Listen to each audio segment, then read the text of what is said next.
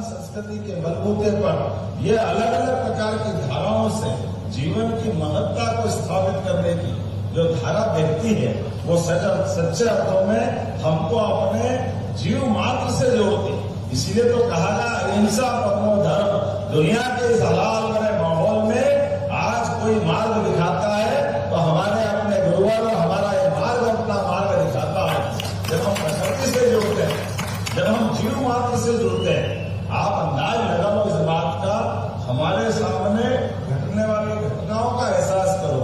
हमने अपने एक एक संस्कार से जितने प्रकार से जीवन को समझने का प्रयास किया, धर्म, संस्कृति, समाज, ये जोड़ने के लिए संगठन की आवश्यकता होती है। और आज ये संगठन की बेला में अखिल भारतीय जैन स्वतंत्र मालवा महासंघ के अधिवेशन के अवसर पर पूरे मालवा के हमारे सभी भाई बंधु आए।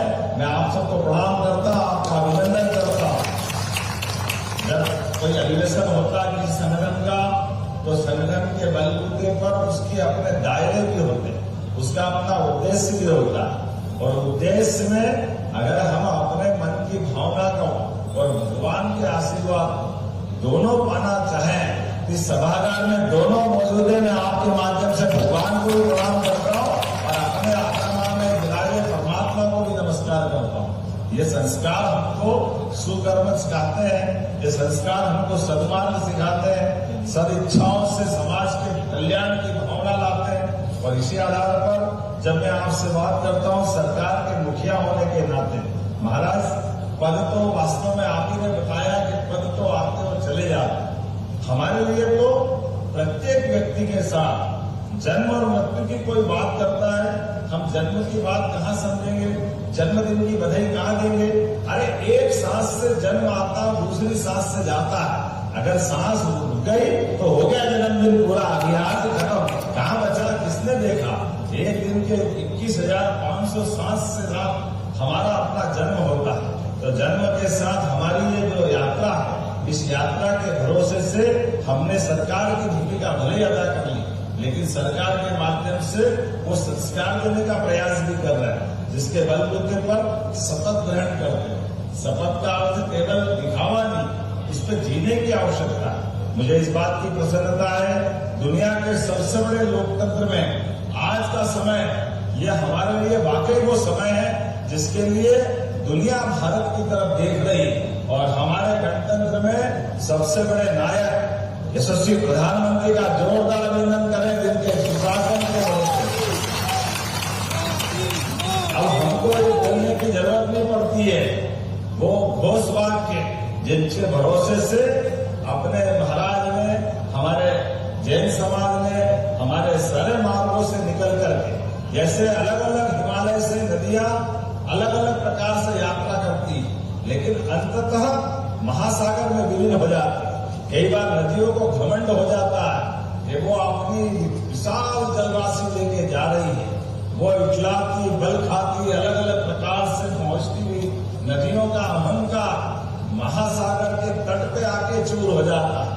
उस महासागर में आने वाली विकरालता पता ही नहीं चलती है कि कहाँ नदी की बाढ़ उस महासागर में ऐसे समाहित हो गई जैसे पता ही नहीं चला। ऐसे अलग अलग अहंकार से भरे, अलग अलग अपने अपने कामों से जब हम आकर के महासागर का संपर्क पाते हैं तो अपने आप का एहसास करते हैं कि वाकई संसार में इसकी कोई सीमा नहीं है। हम अतीत समझने के लिए हर दिन अपने क्षण क्षण का उपयोग करें। आज के इस अवसर पर महाराज जी जब हमारी सरकार बनने के साथ हमने कहा नियम कानून का पालन करना चाहिए, इसीलिए तो शपथ ली थी। तो हमने कहा लाउड स्पीकर भी फालतू काहे के लिए जोर जोर से चिल्लाना चाहिए। तो 60,000 से ज्यादा माइक मध्यप्रदेश में हाईकोर्ट, सुप्रीम कोर्ट के निर्णय के बलबूते पर निश्चित डेसिमल में बजाना चाहिए। क्यों बजना चाहिए जबरदस्ती से? चाहे जब बजाएगा तो बात कैसे बनेगी? तो सरकार का पालन तो करना ही चाहिए। हमारे लिए इस नियम का पालन कराने का काम हमारी सरकार के द्वारा किया गया। उसी प्रकार से भाई खाने में मनाही नहीं, आप मर्जी आए जो खाओ, लेकिन जब जो नहीं खाते उसको क्यों दिखा रहो, उसको क्यों चढ़ा रहो? तो हमारे लिए खाने पीने के लिए फूड सेफ्टी कानून है। आप अपने अपने धर्म के हिसाब से सब अपने मार्ग पे जाएंगे, लेकिन उल्टे सीधे सामान बाहर लटकाएंगे, हमारी सरकार छूट नहीं देगी।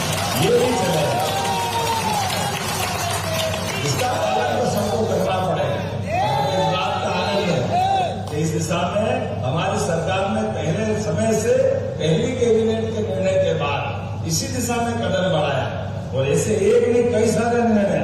आप बताइए, गौमाता के लिए 33 करोड़ देवी देवता का वास गौमाता में होता, ऐसे में हमने जो एक उदात्त भाव है, जियो और जीने दो, इसी भाव के बलबूते पर तो आज यशस्वी प्रधानमंत्री के माध्यम से देश की छवि बन रही।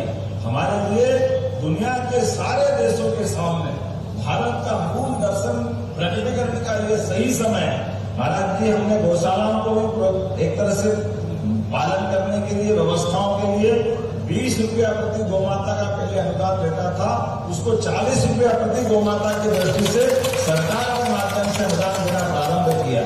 इतना ही नहीं, हमने कहा केवल गौमाता गौशाला में नहीं रहे, जो घर घर हमारे यहाँ तो हजारों लाखों साल से भारत की पहचान जहाँ दूध और दही की नदियां बहती थी। ऐसे में जब हम कुपोषण की बात करते हैं, तमाम प्रकार की दूसरी बीमारियों की बात करते हैं, तो दूध जिस घर में होगा, दूध दही तो होगा ही सही, घी मक्खन के बिना हमारा अपना शरीर कैसे पुष्ट हो सकता है। इसलिए हमने गौशालाओं को भी बढ़ावा दे रहे हैं, दूध उत्पादन को भी बढ़ावा दे रहे हैं। और दूध उत्पादन में जाने अनजाने जो अपराध किया गया, अब गाय का दूध नहीं खरीदना, तो शब्द की जादूगरी कैसे होती?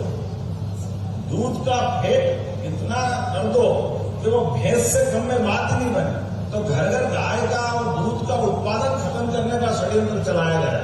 हमें इस बात की प्रसन्नता महाराज जी, हमने कहा कि जितनी मात्रा का फेट गाय माता का होता, उतनी मात्रा का सरकार दूध खरीदेगी और दुग्ध संघ के माध्यम से समाज में दिलाने का काम है, ताकि घर घर गौ माताओं को पाला जा सके, उनके माध्यम से किसानों की भी आय बढ़े, दूध देने की भी क्षमता बढ़े। और आज के समय में तो शुद्ध देसी गौ माता के लिए दुनिया हमारी तरफ देख रही।